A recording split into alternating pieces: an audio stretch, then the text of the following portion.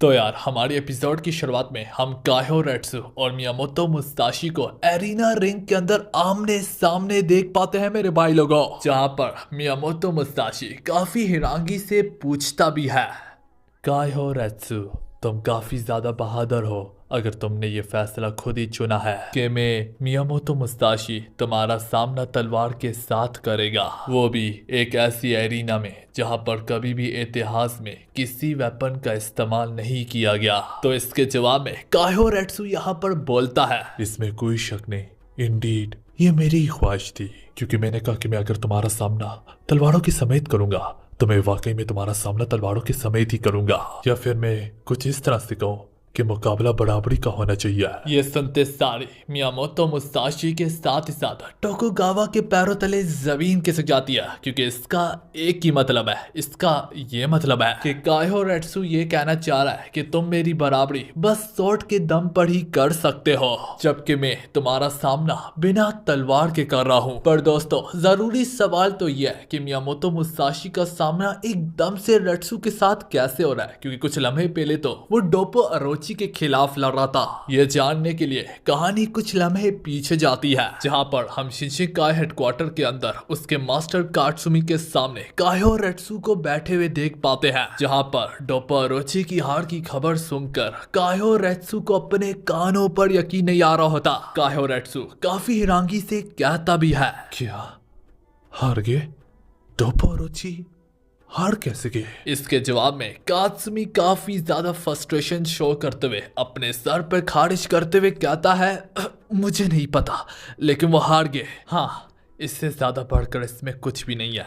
सच तो यह है कि वो एक फेयर फाइट में हार चुके हैं। हालांकि दूसरी और तीसरी बार सुनने के बावजूद भी कायो रेट्सु के चेहरे पे अभी भी परेशानी पहले की तरह ही जाहिर रहती। इसके बाद वो अभी भी शॉक्ड में रहते हुए फिर से कहता है, तो बोरुची जैसा बंदा जो कि इस कदर स्ट्रॉन्ग है, ये यकीन करना काफी ज्यादा कठिन है कि उस जैसा बंदा आखिर किसी से हार भी सकता है। एक मार्शल आर्टिस्ट और एक कराटेका की हैसियत से इसमें कोई शक नहीं, वो वन ऑफ द स्ट्रॉन्गेस्ट में से एक थे। कात्सुमी उसकी बात से पूरा सहमत होकर कहता भी है, हाँ वो स्ट्रॉन्ग थे, वो पावरफुल थे, पर वो हार गए ना। एक स्ट्रॉन्गेस्ट कार्तिका की हैसियत होने के बावजूद भी वो हार गए, और इसमें कोई भी बहाना नहीं बनता। रेट्सु यहाँ पर कोई बहाना ढूंढ रहा था डोपो अरोची को बचाने के चक्कर में, पर वो भी समझ जाता है कि अब वो कुछ नहीं कर सकता। ये कहने के बाद हम देख पाते हैं वहां पर कैसे खामोशी सी छा जाती है। दोनों के दोनों फाइटर्स अपना मुंह चलाना बंद कर डालते। वक्त गुजरता जाता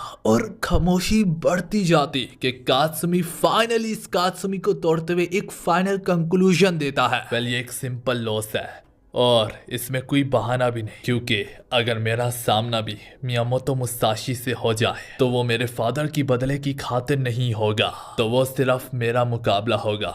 वो मुकाबला सिर्फ कात्सुमी अरोची और मियामोतो मुसाशी के बीच में होगा। इंडीड ये बात एक बार फिर से कायो रेट्सु के लिए काफी ज्यादा शॉकिंग होती है। कायो रेट्सु उसे पूछता है कि क्या तुम वेपन का इस्तेमाल करोगे? टू बी ऑनेस्ट अगर मैं यहाँ पर अपना पर्सनल ओपिनियन दूं तो ये उम्मीद मैंने कायो रेट्सु से जर्रा भी नहीं की थी कि वो इस कदर नीचे गिर जाएगा। वेल एनीवे ये बात यहाँ तक कात्सुमी को भी अजीब लगती है और वो इस बात पर बोलता भी है, कायो रेट्सु मैंने कभी सोचा नहीं था कि तुम सारे लोगों में से ये बात करोगे। ये सुनने में थोड़ा अजीब है और तुम्हें अपने अल्फाजों पर गौर करना चाहिए है। खैर अगर तुम भूल भी गए हो तो मैं तुम्हें याद दिला देता हूँ, शुरू से ही मेरे कराटे और तुम्हारे कुंग-फू इन दोनों का एक ही बेसिक प्रिंसिपल है, इन दोनों का एक ही रूल है, और इन दोनों का मतलब खाली एक ही चीज से था, और वो है एक ऐसा मार्शल आर्ट खिलाना जो कि हर सिचुएशन के साथ अडॉप्ट कर सके, हर सिचुएशन के अकॉर्डिंग अपने आप को चेंज कर सके। और अब तुम सवाल उठा रहे हो कि मैं मुसाशी के खिलाफ किसी वेपन का इस्तेमाल करूं, तो फिर तो ये ऐसा ही है कि जैसे कि हम अपने मार्शल आर्ट से पीछे हट रहे हैं, क्योंकि मार्शल आर्ट ने अब तक हमें यही सिखाया है कि चाहे भले ही तुम्हारा मुकाबला किसी भी वेपन यूजर से हो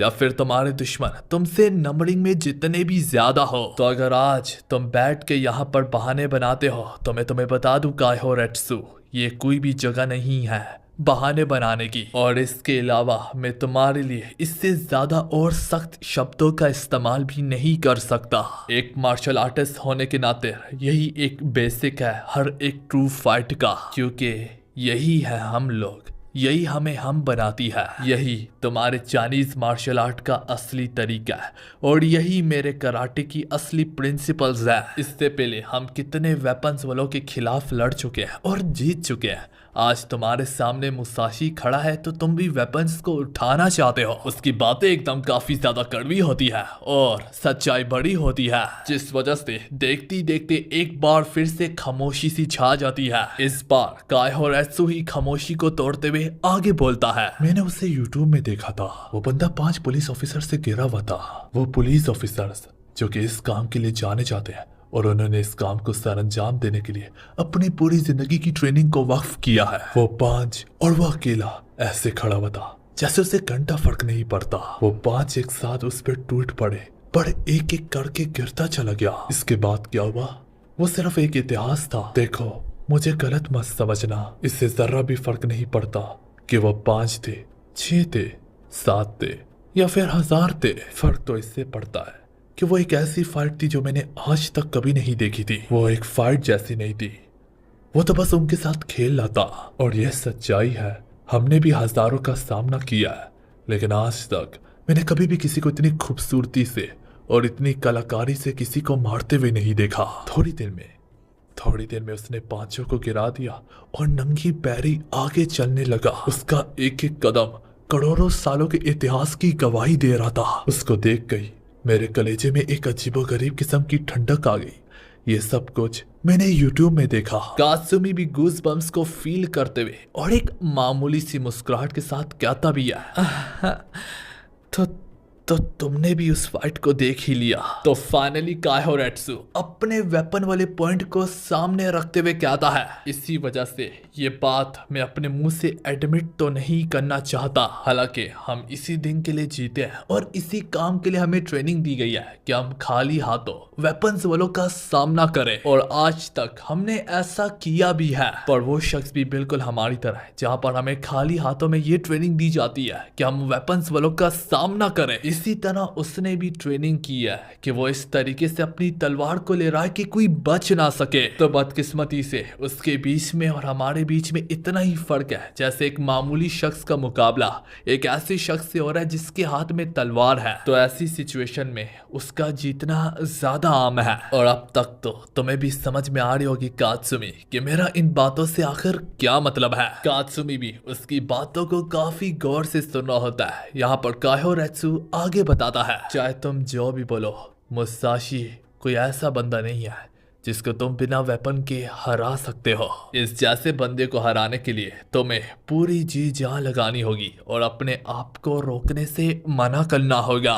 कहानी मियामोतो मुसाशी पर जाती है, जहां पर उसके हाथ में एक लाइटर होता है और वो इसे जैसे ही जलाता है वो काफी ज्यादा हैरान होता है आजकल की टेक्नोलॉजी से। इसके बाद वो इसमें चारकोल के साथ ही साथ थोड़ा सा हॉर्स ऑयल मिलाता है और फिर इन्हें अच्छे से मिक्स करके वो एक कोटिंग तैयार करके सीधा वहीं पर लगाता है जहां पर डोपो अरोची की लात उसके मुंह पे चीरते हुए गई थी। थोड़ी देर में यहाँ पर उसके पास टोकुगावा आकर कहने लगता है, मुसाशी क्या तुम तैयार तो हो ना? तो मुसाशी दोनों थोड़ी एक्साइटमेंट से कहता भी है, हाँ मैं तैयार हूँ और थोड़ा सा एक्साइटेड भी हूँ। जिसके बाद टोकुगावा उसे सीधा अंडरग्राउंड एरिना ले आता है और एज यूजुअल मियामोतो मुसाशी उसके ऊपर से तेज रोशनी को नीचे आता देखकर उस बैटल के प्रेशर को महसूस कर पाता है। तब और फिर तभी टोकुगावा उससे आगे कहता है, मुसाशी आज से ठीक 3 दिन के बाद यहीं पर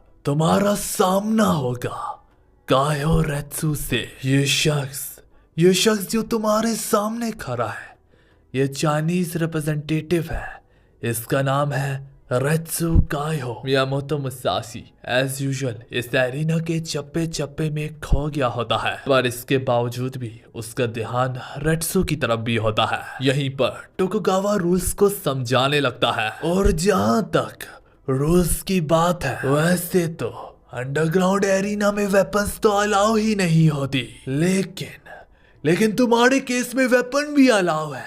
मुसाशी मुसाशी जो कि अभी भी उन तेज रोशनी में ही खोया होता है, जो कि अंडरग्राउंड एरिना की ऊंचाइयों से सीधा उसके जिस्म के ऊपर दल ली होती है। फाइनली यहाँ पर मुसाशी कुछ तो कहता है। वो कहता है ये रूल जो है, जो आज तक कभी रखा नहीं गया लेकिन मेरे केस में रखा जा रहा है, तो मेरा मानना है इस रूल की रिक्वेस्ट तुमने खुद ही की होगी, काहे रेट्सू। दोस्तों ये लम्हा काफी ज्यादा अजीब है, जहां पर रेट्सू ने खुद ही अलाउ किया कि मियामोतो मुसाशी जैसा शख्स उसके खिलाफ वेपन का इस्तेमाल करे, जबकि हम सबको मालूम है कुछ लम्हे पहले ही रेट्सू ने कात्सुमी से कहा था कि ये इसी में हमारी भलाई है कि हम खुद भी उसका सामना किसी वेपन से करें। पर अब जबकि रेट्सू को वो मौका मिल रहा था कि फाइनली मुसाशी भी उसका सामना बिना वेपन के करे, यहाँ पर उसने उसे इजाजत दे दी उल्टा, और खुद ये कहा कि मैं मुसाशी का सामना ही बिना वेपन के करूंगा। हाँ दोस्तों ये काफी ज्यादा अजीब है, क्योंकि रेट्सू ने खुद ही कहा था कि हमें उसका सामना किसी वेपन के साथ करना चाहिए, पर अब जबकि यहाँ पर उल्टा उसने ना कि सब मुसाशी को वेपन अलाउ किया है, बल्कि खुद ही अब उसका सामना कर रहा है बिना किसी वेपन के। तो इसका यही मतलब था कि जब रेट्सू ने कहा था कि उसका सामना किसी वेपन से करना चाहिए, तो शायद से वो kind of figure of speech थी, जिससे वो ये बताना चाह रहा था कि हमारे और मुसाशी के बीच में आखिर कितना ज्यादा फर्क है। तो दोस्तों फिलहाल इसी के साथ हमारी वाली एपिसोड यहाँ पर खत्म हो रही है।